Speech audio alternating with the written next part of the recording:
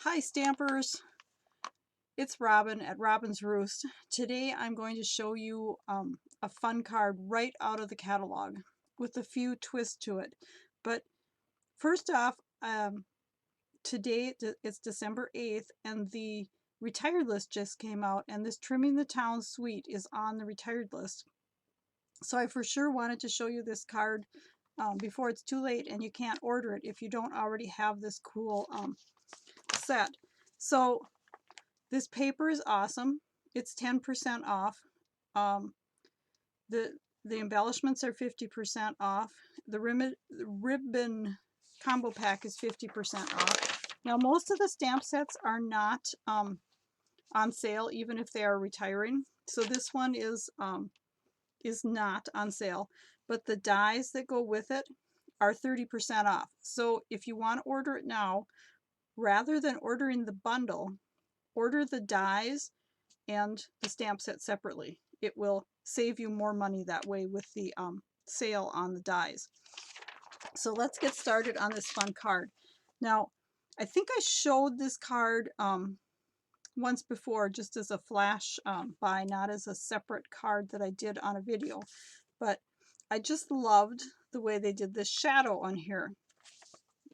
So we are going to start, if I can find all my pieces here. It ran away. Oh, here it is, right beside me.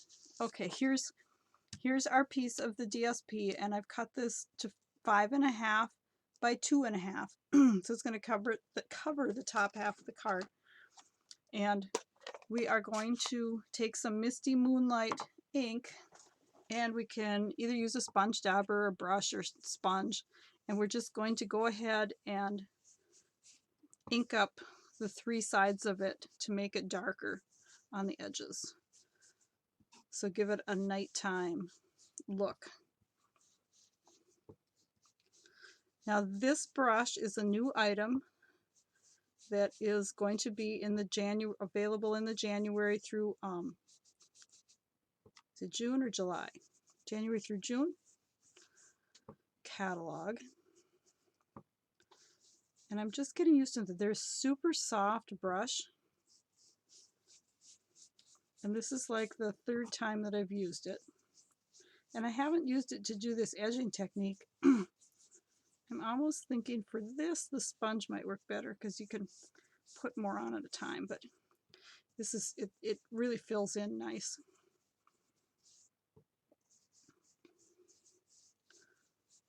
Okay, that should be good for now.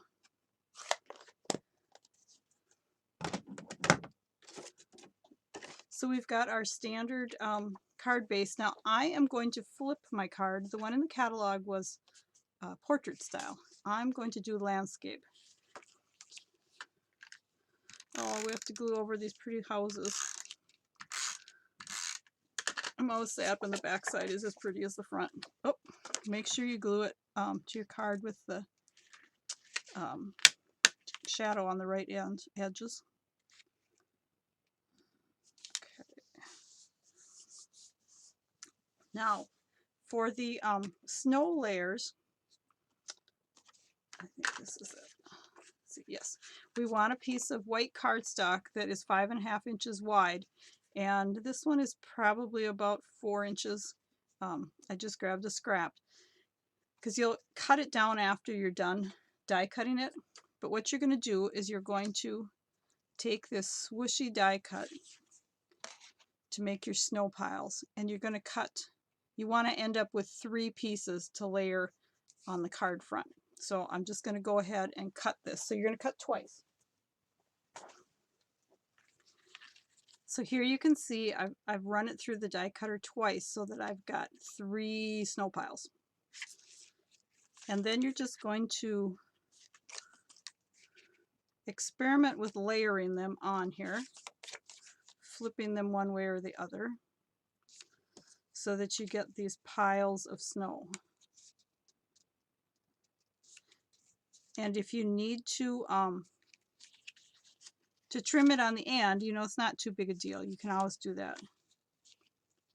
But we do not want to have little holes sticking through. So this one's probably going to go down a little further.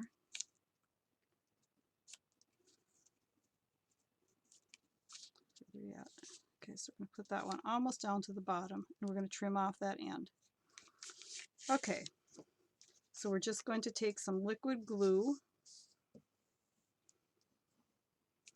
and run on here. And I'm going to hope I remember whereabouts I had them. And this one is going this way. Make sure you get the glue on the right side because it's hard to tell, but it does make a difference. This one's going to be about there.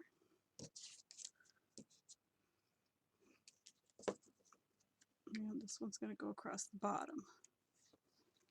Okay, I need to push this one down just a hair.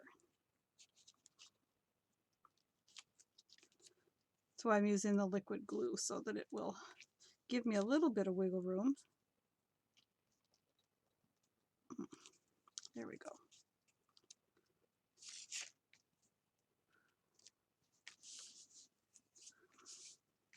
So if you don't want to fight with it like this, you could also cut 3 pieces that are bigger. Oh, now my fingers are all gluey. But don't worry, we can fix that. We can always take our glue eraser. At least I hope we can. And get this glue off of here. There. I'm going to quit touching it because I'm so sticky right at the moment. Okay, so I'm just going to set that off to the side. And now we need to stamp our houses because we're going to make that built-up house. Well, we better shut our glue. So we're going to take our Memento ink pad because we're going to color these with blend. I always forget to grab out my foam pad with the photopolymer stamps. Sometimes they don't have that nice little foam behind them like the rubber ones do. So sometimes they just don't have enough give behind them to get a nice crisp image. And this foam mat kind of gives it that image. And then you always want to leave it on for a second. I tend to be in a hurry.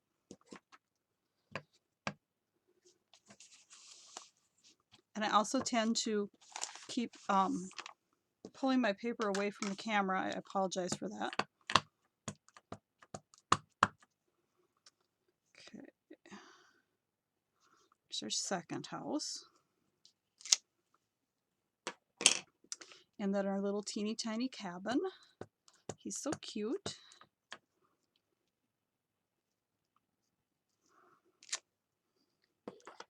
And we also want to have one of the wreaths. And we want one of each size tree.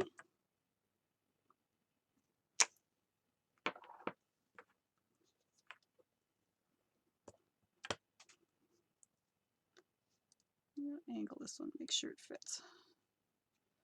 Now, I think I have everything we need. So I'm going to cover the ink pad because I have been known to land in it. And now I'm just going to quickly show you how I color things with the Stampin' Blends. So I take the dark marker, the darkest marker on the set of what I'm coloring. Or sometimes I'll use 2 different colors, but usually I stick with the light and the dark of the same color. So I would just do that. So then I take the light and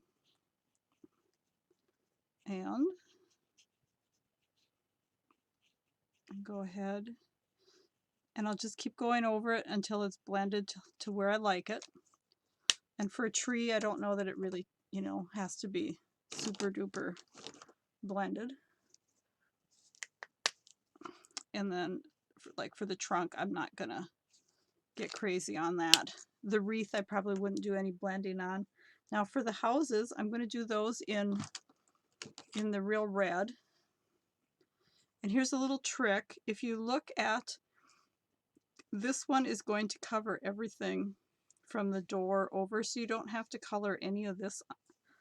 Anything from the door over, you really don't need to color on the bottom. You have to color the roof. So you're just going to go draw an outline, and we only need to go up to the door. It's what you call the lazy stamper method. Don't look behind. And then I'm just going to, I probably shouldn't have gone all the way down there, but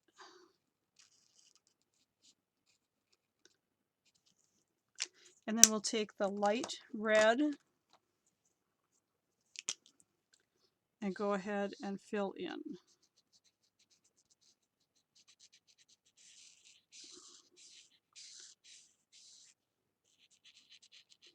Sometimes on small pieces like this, I would just color everything. And then for the roof, I used the dark suede and did the top of the chimney and then kind of the edges. And then just run a bead along all of the outline edges with the dark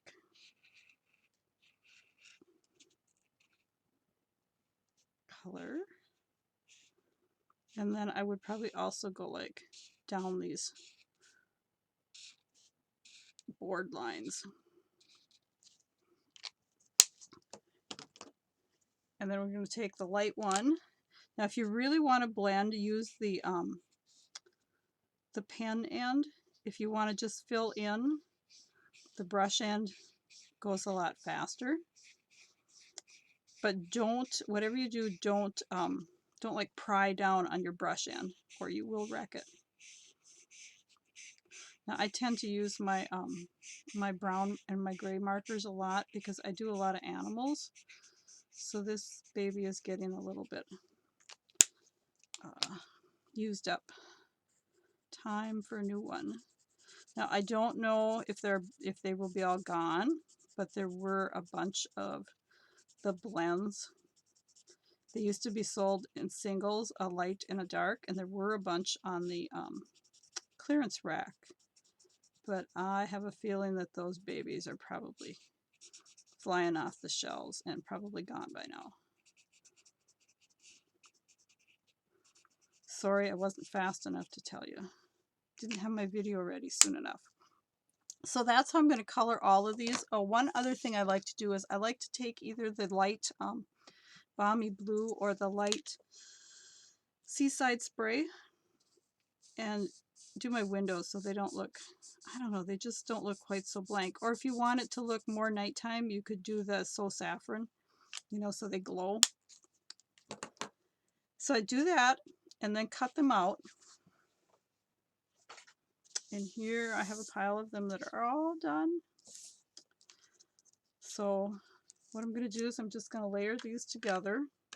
So you see I didn't color in this side, but voila, we're going to layer this on here and no one is going to know that it wasn't colored underneath.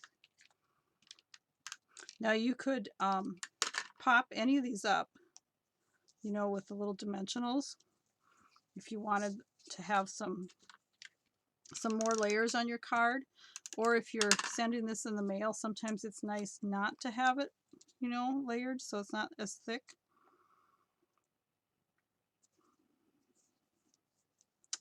So we have that all ready. And here is our card base, and we're going to nip off this extra piece that we have hanging over the edge because somebody didn't cautiously do it. Glue.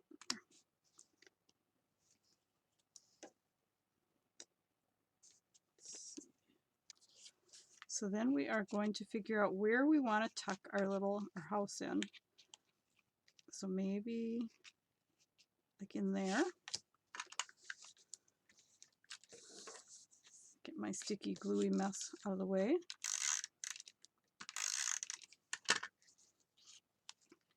We're just going to pick it up and tuck it in here a little bit so it looks like the snow is kind of over the edge of the house. And like I said, at any time you can go ahead and pop up any of these layers if you like to have more dimension. It does look kind of neat. Go ahead and put one tree here on this side. And put this other little tree up here. And now on the in the catalog sample, they actually cut out pieces of the designer series paper. There's one of the sheets that has all words, but on this one I have this beautiful Merry Christmas from the poinsettia petals stamp set, which I'm happy to see is going to return again next year. So I have this beautiful Merry Christmas, and I'm just going to put that in here, and I'm using the Moonlight Mist, which I used sponging up there. So there is our Christmas card. And now the really cool thing about this stamp set, when you buy it, you actually donate $3 to causes for families. So, you know, adoption and some children-centered charities. So I always try to get the Making a Difference set, and this is a great one, being it's houses and home, and they're doing it for children. So hope you enjoyed this card. Watch back. I have a little add-on to this card for the inside. It's probably going to be a couple days before I get the video done. But hopefully on Friday I can get you the video of the inside. Have a great evening.